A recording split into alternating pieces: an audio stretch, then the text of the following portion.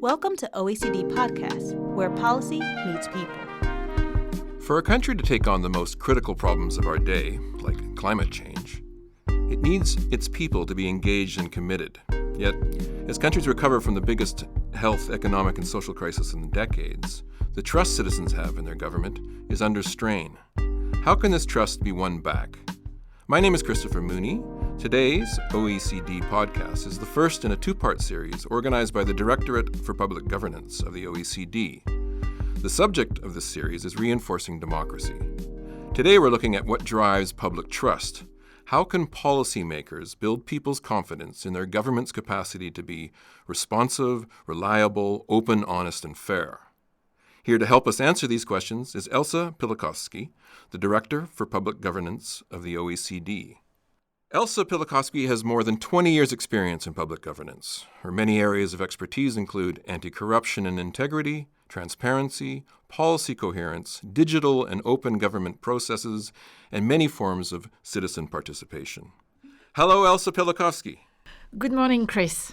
So first, I just have a question about the Ministerial on Building Trust and Reinforcing Democracy, which is coming up in November 17th in Luxembourg. What is it? Who participates? And what are its goals and ambitions? Well, let me give you a little bit of context.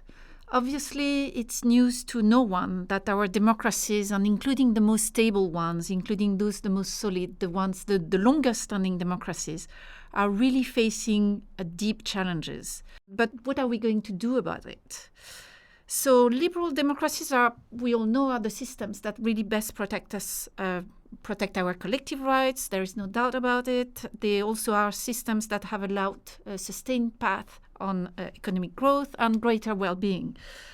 But we also know that it's now the time to roll up our sleeves and really work together to address the challenges that we're facing and protect and deepen our democratic values so that they are resilient and fit for the 21st century.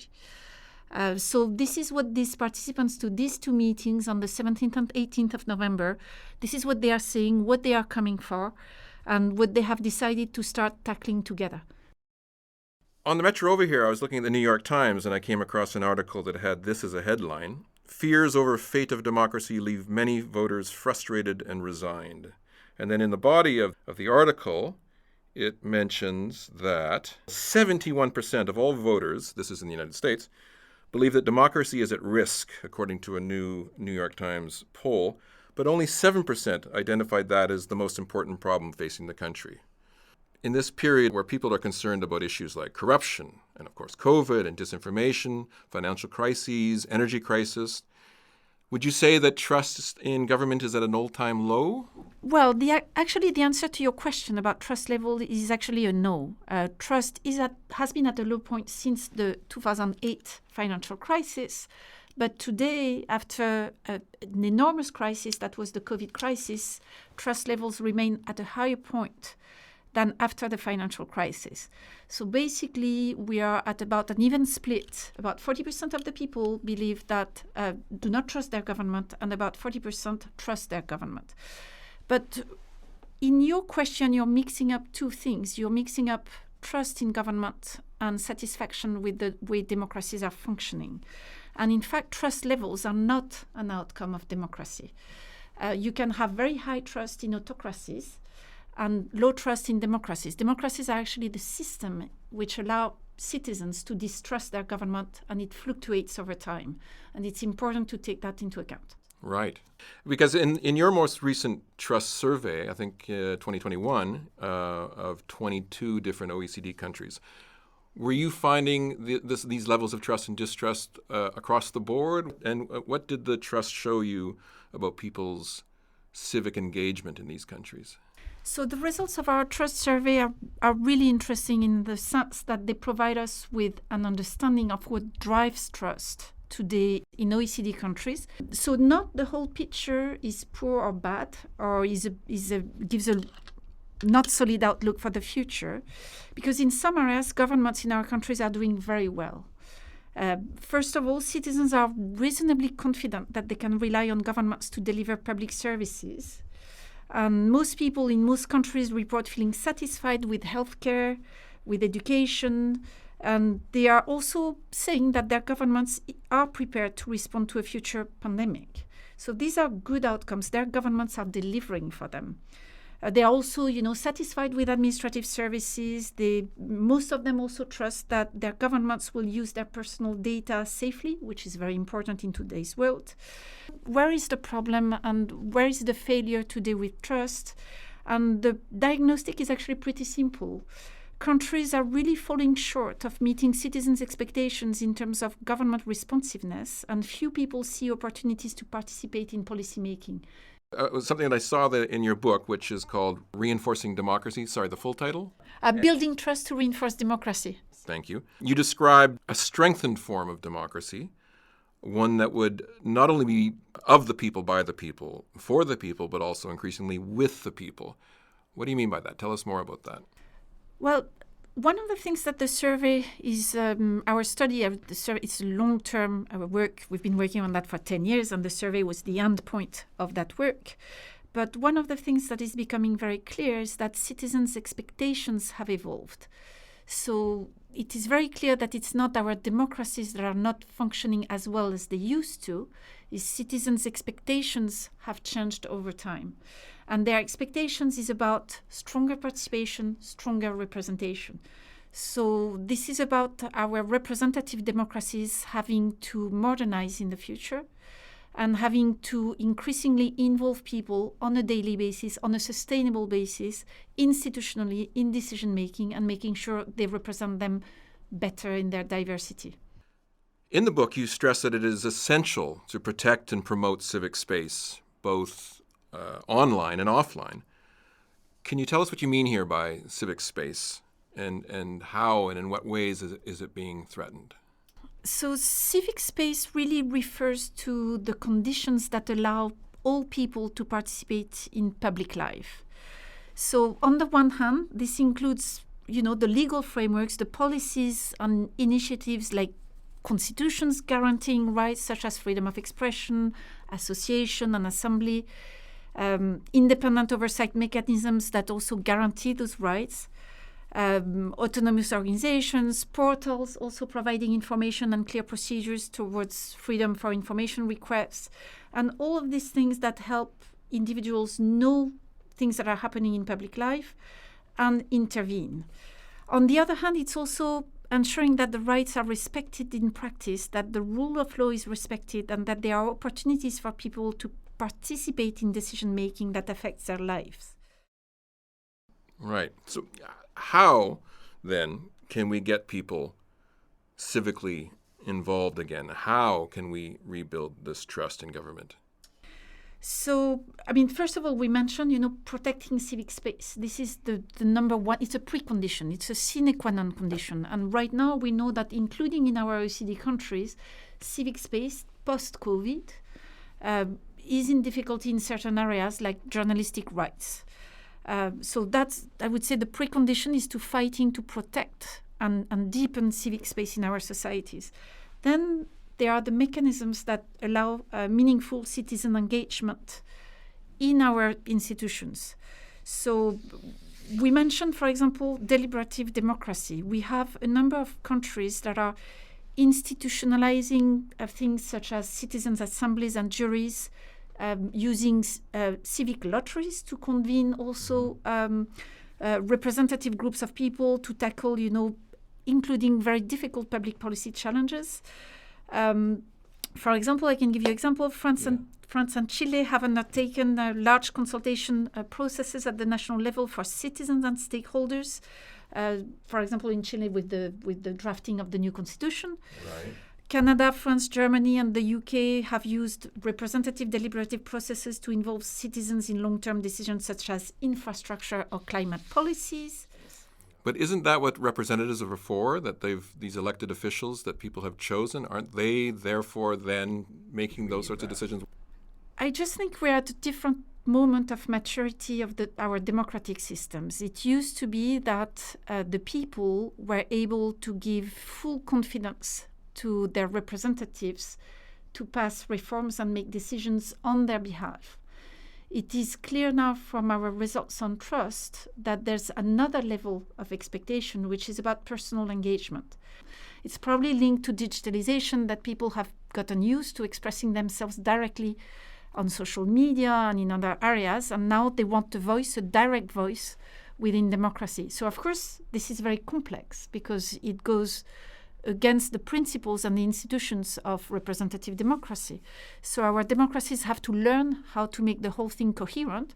We were not going for direct democracy for everybody on every subject all the time. This is an impossible system, but we have to make the two live together. Representative democracy on the one hand and deliberative democracy on the other hand. And is this a generational issue as well? I mean, we see many young people these days showing great motivation, but even more so, don't vote. They don't participate at all. Is this true across the board in OECD countries? It is true for most OECD countries, where we know that we have lower levels of engagement in voting from young people. We also see that they have lower levels of trust in government in our survey. But all indications are there to show that they actually want to engage in public life in a different manner. And that's where deliberative democracy comes in. Mm-hmm. So not necessarily running for office then. That we will have to see what they want to do with running for office. There are also some difficulties for them to run for office that are related to engagement in a political party, having the financial means, being in stable conditions, and all this we need to work on. But at least their level of engagement in deliberative democracy is, I think, a very good sign, a healthy sign for the future of our democracies. Could you show us different strategies that are being used to try to engage youth in participative democracy? So countries have been moving with different ways of engaging youth in different manners compared to that. One way is by affiliating advisory youth councils to government or specific ministries. We have more than half of the OECD countries doing that. They have also established youth councils at national and subnational levels. We have about 80% of our countries which have such institutions now. Also, very importantly, a number of countries have lowered the age requirement for youth to run for office in order to promote their representation in public institutions, or having, voluntary or regulatory quotas in party lists for national parliaments. For example, in its 2020 youth policy, the Canadian government has committed to having 75% of crown corporations include a young person on their board. Women as well have always been underrepresented in political decision making. Is this being addressed? Well, one of the interesting results of the trust survey that was very interesting to us, but also even to me, is that there is lower trust of women in government compared to men. So that is something that we need to continue working on. We can set targets or quotas for gender balance, improving, of course, pay equity, use work-life balance measures across all levels, providing opportunities for coaching, networking, mentoring, and sponsorship to promote women leadership in the public sector. But there's still a way to go. So we're seeing, from Brazil to America, we're seeing public officials question the legitimacy of election results. Is there a way for policymakers to address this? And a part of this issue is foreign interference. Can it be stopped? This is one of the very important concerns of our 38 members. Of course, elections are and remain one of the main ways that through which citizens participate in democratic processes, and protecting the rights of the citizens to vote, and of course ensuring the highest levels of integrity and transparency are paramount for the future of our democracies. So there are already laws in place to oversee campaign financing and reporting in most of our countries. There are also laws and regulations in place to prevent undue influence in policymaking and in elections. However, there are new challenges. There are new challenges regarding the misuse of data, about disinformation, about cybersecurity threats, about targeting. that do require strengthened capacities of justice systems to respond to disputes emerging during electoral campaigns or elections, and undue influence from foreign governments, or not only governments, but foreign associations, foreign companies, are becoming a huge matter for OECD countries during electoral campaigns. We're working on that. It's going to take time. There's nothing simple about that. But the 38 countries are working on that and find a sustainable path for the future. Are there any examples you could give of policies that are already in place for the misuse of people's data? So the 38 countries are moving on that. The 38 OECD countries are moving on that. There's no yet any fantastic example about anyone having been able to address this issue in a systematic manner. But we're working on it, and obviously there are many regulations in place, but these were regulations in place for the analog world. In the digital world that we have today, we do need new regulations. Also, the dissemination of information by governments. How can they compete with these various other players? Well, this is, again, one of the major concerns that we have with democracies today. So it's a very complicated issue. What is disinformation? How to define it? How to maintain and deepen and strengthen even freedom of speech? That said, we're at a time where governments do have to intervene, not to say what the truth is, because the truth doesn't belong to governments, but to set up the governance of information ecosystems so that the information ecosystems are resilient to disinformation. And that includes new partnerships with civil society, with journalists, with the media institutions. It also will require a certain degree of regulation of social media platforms, and the European Commission is already moving on that very fast. And it will also include things such as building also the resilience of citizens, and this is through education about media literacy and digital literacy. It's really a whole of society approach that needs to be put in place, such as in the good examples of that are probably in the Baltic countries today. It's a long endeavor, but it's a very important effort that we all need to make to address this crucial issue for the future of democracies. So where are we at now? Are we moving towards more openness, more transparency? We will have to. We will have to, because this is what citizens are expecting in our democracies. Again, this is not necessarily the same thing in other regimes, but in our democracies, yes, we will have to move towards more openness, deeper democratic engagement and engagement of the people into decision-making processes, while at the same time strengthening the resilience of our democracies, including against foreign threats. Okay, well, thank you very much, Elsa. You've given us a lot to think about. Any last word, anything that you feel we should know or think about?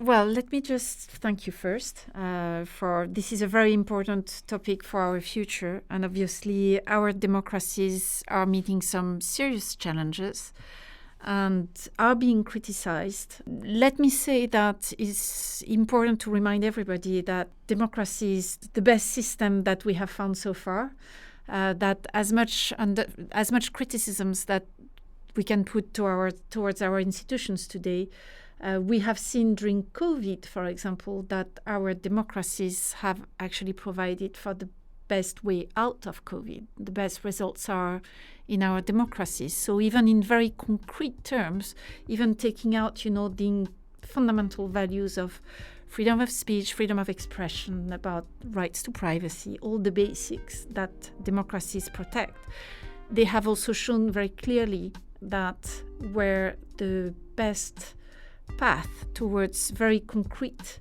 well-being outcomes, they are the best systems to promote that. And I think we should remember that every day and really fight to protect them, but also listen to the people to be able to deepen the democratic models and make sure that it's really up to speed with the evolution of society. Okay. Well, thank you very much, Elsa. You've given us a lot to think about. Thank you. Thank you for listening to OECD Podcast. For more information about the Global Forum on Building Trust and Reinforcing Democracy, which will take place on the 17th of November in Luxembourg, go to oecd.org/reinforcing-democracy. To listen to other OECD podcasts, find us on iTunes, Spotify, Google Podcasts, and SoundCloud.com/OECD.